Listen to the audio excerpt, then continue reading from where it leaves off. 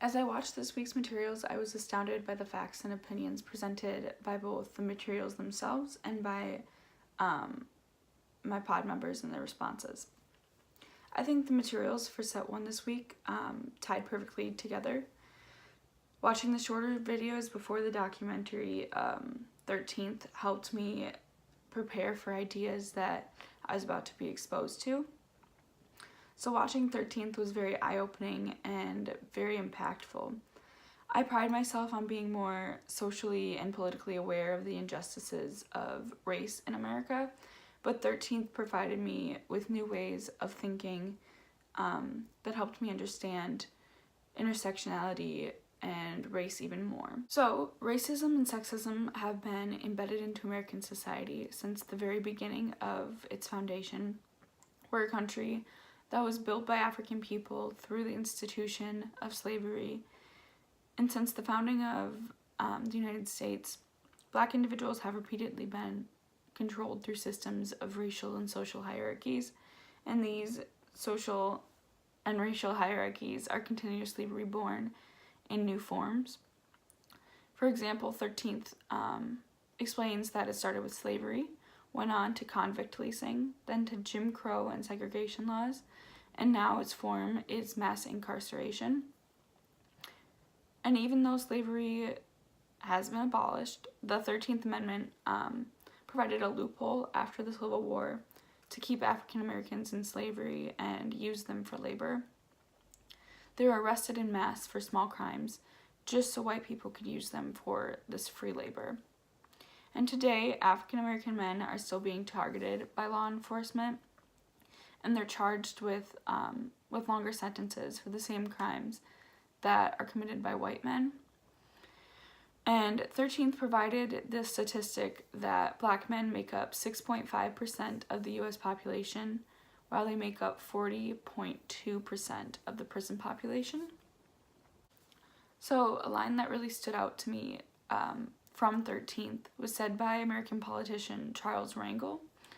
And he said that we may have lost the sheets of the Ku Klux Klan, but clearly when you see Black kids being shot down, then obviously we didn't cut out this cancer. This quote echoed in my head as I read my pod members' responses. So in Jessica's response, she states that she felt, quote, a perspective was missing from the viewpoint of the officers that had done the shooting in tense situations, end quote. And while I agree that some comments about police officers and racial profiling can be harsh, it's something that's very real and apparent in American society. Black children, men, and women are being murdered purely because of the color of their skin, threatens white people, white officers, for example. And looking at any of these situations of police brutality and replacing the Black individual with a white individual, the outcome would not be the same. For example, take Tamir Rice's case, which Jessica mentions in her post as well. If a 12-year-old white boy had been playing in a park with a toy gun, no officer would speed onto the grass, onto the scene, and murder the child. The officers didn't give Tamir a chance. They didn't calmly approach or ask Tamir what was going on. They yelled at him to drop the weapon, and they claimed that he was reaching for a weapon when they had asked him this.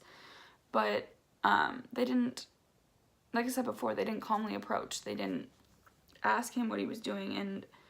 And sure, we can look at the officers' perspectives. The officers felt threatened for their life because they saw an African American individual with what they assumed to be an active weapon. They used self-defense to protect themselves. However, the officer got to walk away from the situation without being penalized. Hell, he even just recently got a job in 2018 as a part-time officer, according to a CNN article and other news outlets.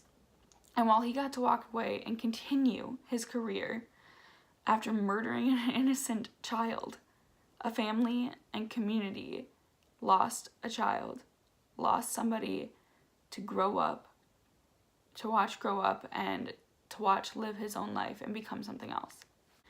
It baffles me that two adult officers, could see a child playing with a toy gun. I mean, granted, yeah, sure, they thought it was a real weapon, but they saw a young child, and decided that he was a threat for their life.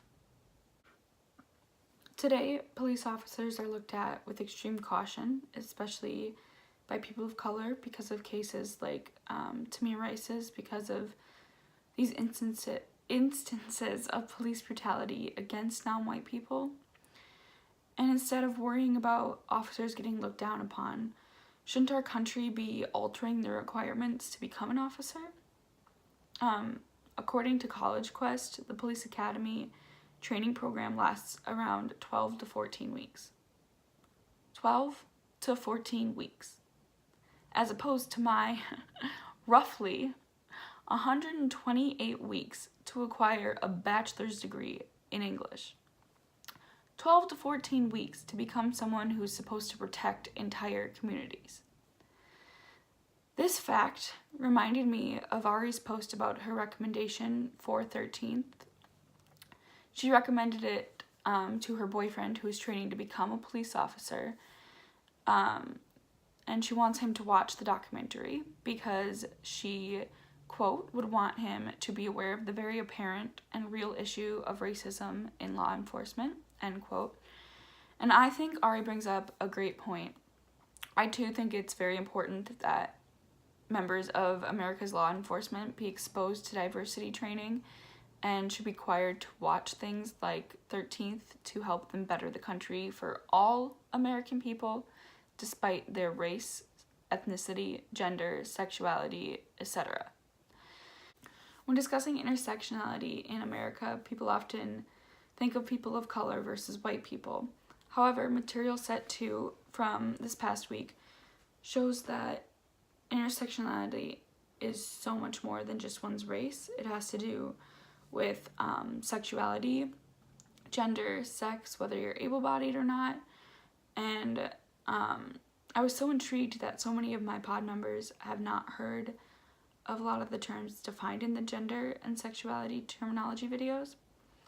It's easy to not think about these different terms when you're a straight, cis, white individual, but I think it's important that everyone take their time to understand these different identities and sexualities, because it allows people a better understanding of intersectionality as a whole person and how it affects a whole person's different identity. Viewing the social model animation gave me a whole new perspective on how society excludes disabled people. Disabilities are not what disable individuals, it's the world's lack of accessibilities that disable them. And the representation of disabled people in our society, in our world, is very limited, and it makes it seem like they're the ones who need help, when really it's our world that needs help, in recognizing that disabled individuals would be abled if inequalities in schools, workplaces, transportation services, other institutions were tackled first. To end this week's synthesis, I want to quote one of my pod members. Olivia wrote that, quote, intersectionality is an important topic to understand for the university environment because college is a vastly diverse experience with individuals with several identities shaping their lives, end quote. This idea of intersectionality and the ways in which it affects each individual on UW Eau Claire's campus is very important. We all experience events differently because of our separate identities that make us the whole person that we are. But as a campus that prides itself on being LGBTQIA+ friendly and moving towards including more diverse backgrounds, the student body needs to understand intersectionality with one's race, ethnicity, gender, sexuality, sex, able-bodiedness, etc. to help make UWEC a more welcoming community and to help enhance our ideas of intersectionality and how it impacts us as people.